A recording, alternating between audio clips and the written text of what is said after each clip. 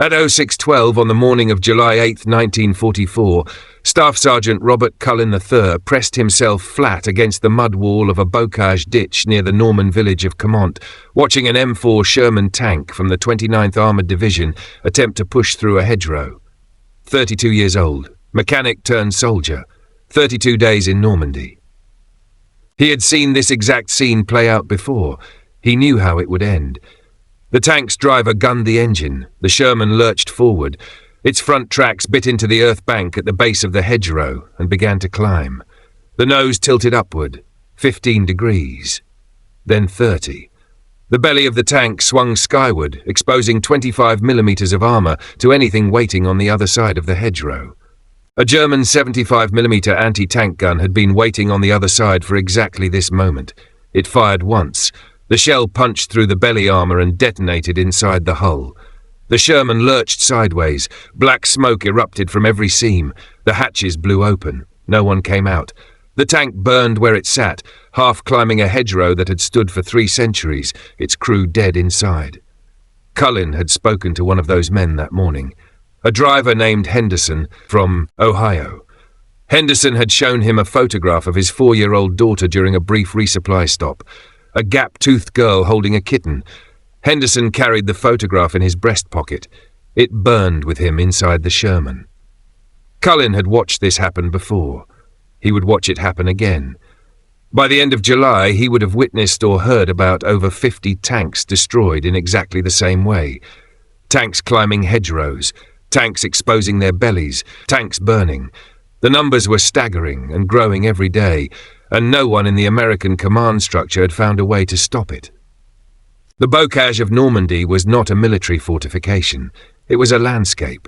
For centuries, Norman farmers had planted hedgerows along the boundaries of their small agricultural fields. Oak, hawthorn, blackthorn planted in rows and allowed to grow for generations. Over time, the hedgerows developed thick earth banks at their bases, packed soil built up by decades of leaf fall and rain erosion. The roots of the trees grew deep into those banks, creating a root matrix as strong as reinforced concrete. By 1944, the bocage hedgerows of Normandy were between 3 and 6 feet high. Some in certain areas reached 8 feet. The earth banks at their bases were 2 to 4 feet thick. The fields they surrounded were small. In some areas, rarely more than 50 yards across. In others, perhaps 100 yards. The bocage created a maze. Thousands of tiny compartments connected by narrow lanes that twisted and turned without any logical pattern. The Germans understood this landscape. They had studied it, mapped it, planned their defensive positions around it. German soldiers dug into the hedgerows themselves, cutting firing positions into the earth banks, positioning machine guns and anti-tank weapons at the intersections where lanes met fields. A German defender inside a bocage hedgerow could see every approach to his position. An American attacker trying to reach him could see almost nothing. Infantry paid for this in blood. Patrols moved through bocage lanes and were ambushed by defenders they never saw. Companies attacked across open bocage fields and took devastating fire from positions hidden in the hedgerows on every side. By the first week of July, the 29th Infantry Division alone had suffered over 1,000 casualties since landing in Normandy. Most occurred in bocage engagements. But the bocage hit American armor hardest of all. The M4 Sherman was the primary tank of the United States Army. Fast, mechanically reliable, produced in enormous numbers. It carried a 75mm gun capable of destroying most German tanks at combat ranges. It was supposed to be the weapon that broke through defensive lines and exploited breakthroughs. In open country, it was exactly that. In bocage country, it was a death trap. The problem was simple and brutal. A Sherman tank could not see over a bocage hedgerow. It could not drive through one. The hedgerow was too thick, too solid, too deeply rooted in the earth. The only option was to climb over it. When a Sherman climbed a hedgerow, the front tracks pulled the nose up and the belly swung into the air. Every German anti-tank gunner in Normandy learned this pattern within the first week of the invasion. Position your gun at the far side of a hedgerow, aim low. Wait for the belly to expose itself. Fire. The Germans called it a hedgerow trap. They set them up systematically across the bocage, one after another, field after field. An American tank approaching a hedgerow had no way of knowing whether a gun waited on the other side. The hedgerow blocked all visibility. The only way to find out was to try to climb. And if a gun was waiting, the tank and its crew were dead before the driver could react. American doctrine tried to adapt. Tank crews learned to fire into hedgerows before climbing, hoping to destroy any anti-tank gun on the other side. But the hedgerow absorbed the fire. The rounds struck earth and roots and vegetation and did nothing. The bocage swallowed bullets the way wet clay swallowed them. Artillery was called in to destroy hedgerows before tanks approached them. 155mm shells could blast a hedgerow apart, but the bocage extended for miles in every direction. There were thousands of hedgerows. Artillery could not destroy them all, and every shell fired at a hedgerow was a shell not fired at a German position. Infantry was sent to clear hedgerows before tanks advanced. But infantry moving through bocage country took casualties too, and clearing a hedgerow took time. Time was something the army did not have. Every day the advance stalled. The Germans strengthened their positions, added more anti-tank guns behind more hedgerows, dug deeper, prepared better fields of fire. Every day, more Americans died. Some commanders tried a different approach entirely. They sent tanks around the bocage, looking for gaps in the hedgerow lines, searching for lanes wide enough for armour to pass through without climbing. The lanes existed, but they were narrow, predictable, and watched by German observers. A tank entering a bocage lane was visible to every German position along that lane. The Germans had spent weeks preparing ambushes at every intersection, every turn, every place where a lane opened into a field. Tanks that avoided hedgerows by staying on lanes died at ambush points instead. The bocage killed them either way. The only question was where. By the first week of July, the Allied advance in Normandy had ground to a halt. The beachhead extended roughly 5 miles inland along a 50-mile front. Behind the front lines, Allied forces were packed into an area that could not support the number of troops and vehicles trying to operate within it. Supply lines were congested. Artillery positions were crowded so tightly that shells from one battery sometimes landed on positions held by another. The bocage had turned victory into stalemate. Cullen moved through this landscape every day as part of his engineer unit. His job was clearing mines, repairing roads, building routes for supply convoys. The work required him to travel constantly through bocage country. He saw the hedgerows up close, touched them with his hands, felt how solid they were. He watched tanks approach them. He watched tanks die at them. He also watched something else. He watched the tanks that did not try to climb. The tanks whose drivers saw the hedgerow, stopped, reversed, and looked for another way around. Those tanks survived. They accomplished nothing. They got lost in the bocage maze. They fell behind schedule. They left their hedgerows unchallenged. But they came back at the end of the day with their crews alive. The difference between survival and death was whether a tank's belly armour stayed pointed at the ground or swung up into the air. If you want to see how one sergeant solved a problem that had stopped the entire Allied advance in Normandy, please hit that like button. It helps us share more forgotten stories from the Second World War. Subscribe if you haven't already. Back to Cullen. The idea came to him on the evening of July 10th. Cullen had spent the day clearing a mine-damaged road south of Caumont. The work was slow and dangerous. German engineers had buried mines in patterns designed to kill the men who tried to clear them. A corporal in Cullen's unit had been killed that afternoon when a mine detonated under his feet. Cullen had helped carry the body back to the aid station. The corporal's name was Davies. Welsh, 24 years old, he had been talking about going home for a week. That evening, Cullen sat in the unit's bivouac area with his back against a wrecked jeep and thought about the hedgerows. Not about the war in general, not about the bocage problem as an abstract tactical challenge. He thought about the specific mechanical reality of a Sherman tank hitting a hedgerow and what happened next. The tank could not go through the hedgerow. It could not see over the hedgerow. It could only go over the hedgerow, and going over meant dying. Therefore, the hedgerow had to be destroyed before the tank reached it, or the tank had to carry something that could destroy the hedgerow as it moved through. Something mounted on the front of the tank. Something that could tear through the earth bank and the root system at ground level, ripping the hedgerow apart from the bottom instead of trying to push over it from the top. If the bottom of the hedgerow was destroyed, the whole thing would collapse. The earth bank would fall. The roots would give way. The hedgerow would not be an obstacle anymore. The device had to be strong enough to cut through root systems as thick as a man's forearm. It had to be heavy enough to bite into compacted earth. It had to be mounted securely enough to survive the impact forces without tearing away from the tank hull. Cullen began sketching on a piece of cardboard with a pencil stub. The drawings were crude. He was not a trained engineer. He was a mechanic from Iowa who had welded truck frames and engine mounts before the war. But he understood metal. He understood how forces moved through solid objects. And he understood that the solution did not need to be elegant. It needed to work. A set of steel prongs, mounted on the front hull of the tank, angled slightly downward so they would dig into the earth bank at the base of a hedgerow.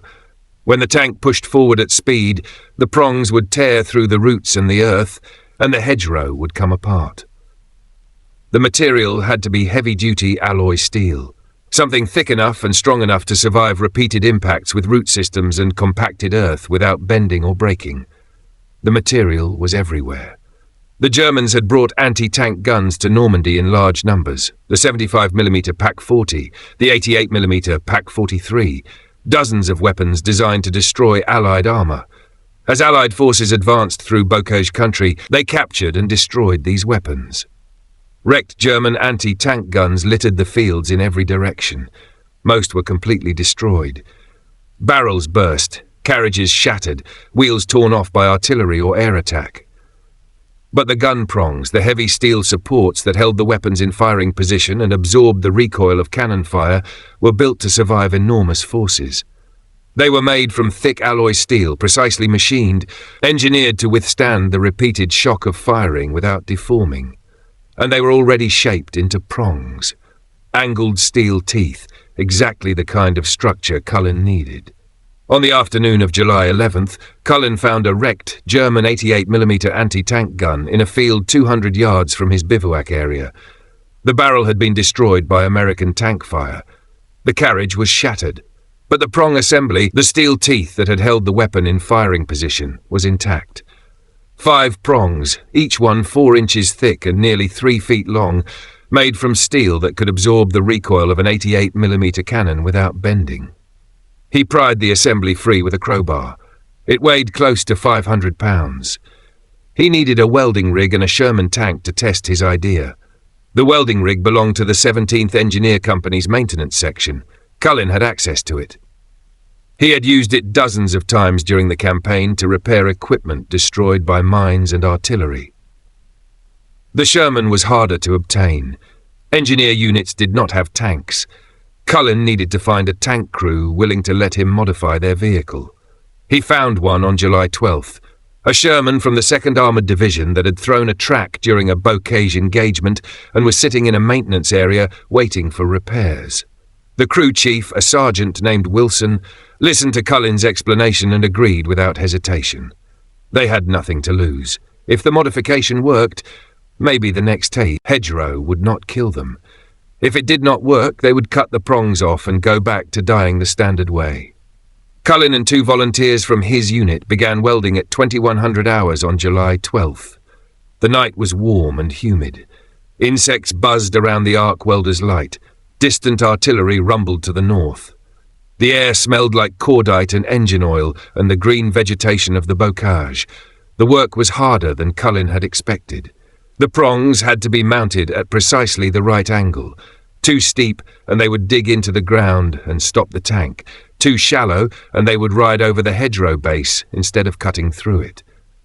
The welds had to be strong enough to survive repeated impacts at full tank speed, which could reach 25 miles per hour on flat ground. 1 weak weld, and the entire assembly would tear away on the first hedgerow. The tank would climb the hedgerow the normal way, and the crew would die the normal way. Cullen welded each joint 3 times, checking each pass with a flashlight before starting the next. His hands were steady. Years of welding had given him that. But the stakes were different now. This was not a truck frame or an engine mount for a supply vehicle. If this assembly failed, men would die. The weight of that knowledge stayed with him through the night. Every bead of weld metal had to be perfect. They finished at 04:30 on July 13th. The modified Sherman sat in the grey pre-dawn light with 5 German anti-tank gun prongs welded to its front hull. The assembly jutted forward like a set of steel teeth. Someone on the crew called it the Rhino. The prongs resembled a rhinoceros's horn. The name stuck. The first test took place at 600 that morning. Cullen climbed into the driver's position. The Sherman's engine rumbled to life. He engaged the transmission, shifted into forward and accelerated toward a bocage hedgerow 40 yards ahead. The tank built speed, 5 miles per hour. 8, 10. The prongs hit the base of the hedgerow. For 1 second, nothing happened. The steel teeth bit into the earth bank. The tank's engine strained against the resistance. Cullen felt the vibration through the controls, felt the hedgerow fighting back, roots and compacted soil resisting the force being applied to them. The engine RPM dropped. The tracks churned. Then the root system failed. The earth bank collapsed. The hedgerow tore apart from the bottom up. Roots snapped like cables under tension. Earth sprayed outward in a cascade of dark soil and shattered vegetation. The Sherman drove straight through into the field on the other side. The tank's nose never lifted. The belly armor stayed pointed at the ground. The hedgerow that had stood for generations was gone in 3 seconds. Cullen drove the modified Sherman through 7 more hedgerows that morning. Different sizes, different soil conditions. Some hedgerows were taller than others. Some had thicker root systems. Some were positioned on harder ground where the earth bank was more compacted. The Rhino cut through every single one. By noon, word had spread through the sector. Tank crews came to watch. Infantry officers came to watch. An engineer colonel came to watch and spent 20 minutes examining the weld joints on the prong assembly, running his hands along each one, checking for cracks or deformation. Everyone watched the same thing. A Sherman tank driving through bocage hedgerows that had been killing Americans for 5 weeks. The reaction was not what Cullen expected. Some officers were skeptical. They pointed out that the test conditions were controlled. No enemy fire, no combat stress. The hedgerows Cullen had cut through were not defended. In combat, German soldiers would be shooting at the tank while it approached the hedgerow. The driver would be under fire. The stress would be different.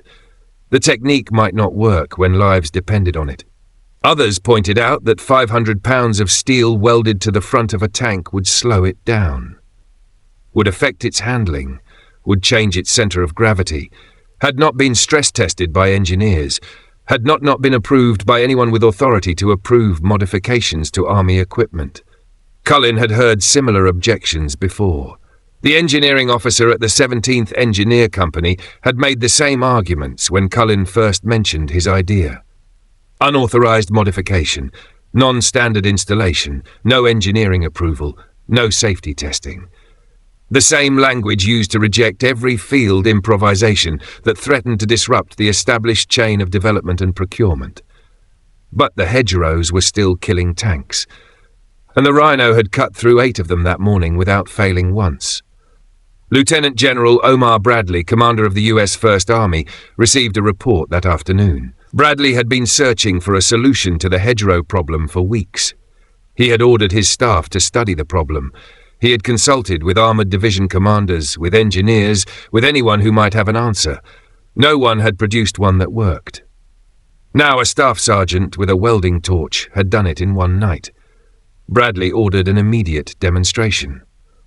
On July 14th, Cullen drove the Rhino Sherman through a bocage hedgerow in front of Bradley and a group of senior staff officers. The hedgerow disintegrated. The general watched it happen. He turned to his aide and gave an order that would reshape the Normandy campaign. Get me 500 of those. Operation Cobra was scheduled for July 25th. That gave the Army 11 days to equip enough Sherman tanks with Rhino devices to make the breakout possible. The order went out across every armoured unit in the beachhead, every engineer unit, every maintenance battalion. Every welding crew in Normandy was tasked with producing Rhino devices as fast as possible. Captured German anti-tank gun prongs were collected from battlefields across the bocage. Teams searched wrecked weapons positions, stripped prong assemblies from destroyed guns, transported them to welding sites near the front. Where German prongs were not available, American engineers fabricated their own from whatever heavy steel they could find. Bulldozer blades, artillery wheel hubs, structural steel from destroyed farm buildings, engine crankshafts, anything thick and strong enough to tear through a hedgerow. The welding crews worked in shifts around the clock. Some units produced 3 Rhino devices, but others managed 1. The quality varied. Some assemblies were precision work, properly mounted and checked before installation. Others were crude, welded in haste, and might fail on first impact. The army did not have time for perfection. It needed quantity. Cullen moved from unit to unit for 12 days, showing welders how to mount the prongs correctly. He drew diagrams on cardboard and scrap aluminum. He demonstrated the correct angles, the correct weld technique, the correct mounting points on the Sherman's front hull.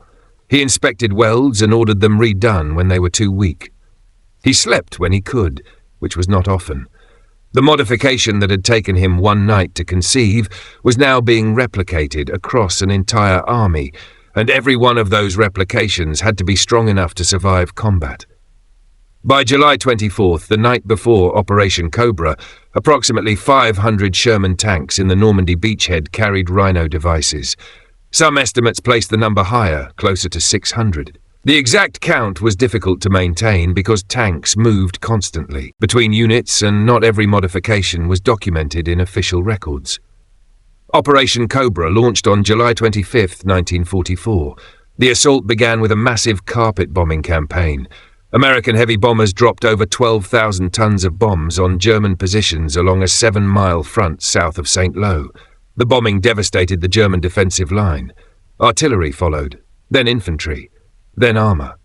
The Rhino tanks hit the first bocage hedgerows at 0900. The prongs cut through. The tanks kept moving. They hit the second hedgerow, cut through again, the third, the fourth. For the first time since the invasion, American tanks moved through bocage country at the speed the terrain should have allowed from the beginning. German defenders who had spent weeks exploiting the hedgerow problem found their positions suddenly useless. Anti-tank gunners who had positioned their weapons behind hedgerows and waited for Sherman bellies to expose themselves watched instead as hedgerows exploded outward and tanks drove through at full speed, guns firing. A German observer at one position reported watching 6 Sherman tanks destroy 6 hedgerows in under 4 minutes. The tanks did not slow down. They did not stop to check what was on the other side. They drove straight through, one after another, like machines tearing through paper. The defensive geometry that had protected German positions across Normandy collapsed in hours. German commanders scrambled to adapt. They pulled anti-tank guns forward, tried to engage the Rhino tanks at longer range before the tanks reached the hedgerows, but the bocage limited visibility to 100 yards in most directions. Long-range engagements were impossible. They tried repositioning defenders to fire from the sides of lanes instead of behind hedgerows. But the Rhino tanks were moving too fast. By the time a German gunner acquired a target, the tank had already passed his position. The bocage, which had been the Germans' greatest defensive asset for 50 days, suddenly meant nothing. The breakout accelerated through July 26th, 27th and 28th. American armored divisions pushed south and west, breaking free of the Normandy beachhead entirely. General George Patton's newly activated Third Army poured through the gap and raced toward Paris. By the end of August, Allied forces had liberated most of France. The bocage that had trapped the Allied advance for 50 days ceased to be an obstacle within the first 48 hours of Cobra. The bocage had killed thousands of American soldiers. It had destroyed hundreds of tanks. It had nearly stalled the invasion of Europe. The most powerful military force in history had been trapped in a Norman countryside maze, unable to use its technological superiority in armor, firepower, or air power. A set of welded steel prongs weighing 500 pounds solved the problem. Robert Cullen received the Legion of Merit for his contribution to the war effort. A respectable decoration. Not the Distinguished Service Cross, not the Medal of Honor. The Legion of Merit, the same award given to thousands of officers for competent performance of standard duties. His name appeared in unit records and in Bradley's after-action reports. It did not appear in the newspaper coverage of Operation Cobra. The journalists wrote about Bradley. They wrote about Patton's dramatic advance across France. They wrote about the liberation of Paris. The sergeant who had made the breakout mechanically possible was not part of that story. Cullen did not seek recognition. He did not write letters to newspapers or request meetings with congressmen or submit himself for consideration for higher awards. He finished the war as he had fought it, doing the work that needed doing without asking for anything in return. When the fighting ended in Europe, he went home. He returned to Iowa. He went back to working as a mechanic, the same trade he had practiced before the army drafted him. He did not write a book about the Rhino device. He did not give lectures at military academies or accept invitations to veterans' ceremonies. When people asked about his war service, he said he had been an engineer. He had fixed things. That was all. The Rhino device was officially adopted by the army but saw limited use after Normandy. The terrain changed as Allied forces moved east into Germany. Open fields replaced bocage. Rivers and cities replaced hedgerows. The specific problem Cullen had solved was specific to one region of France. Within weeks of Operation Cobra, the Rhino devices were removed from most tanks and left behind in Norman fields, their purpose fulfilled. Military historians documented the episode decades later. The hedgerow cutter appeared in textbooks on military engineering, in case studies on field innovation, in discussions of how enlisted men solved problems that institutional channels could not. The device became one of the most cited examples of wartime improvisation in the European theatre. But Cullen himself remained unknown to the public. His name did not appear in the histories of Operation Cobra written by generals or journalists. It appeared in unit records that sat in archives for years before anyone examined them closely enough to understand what had happened and what it had meant.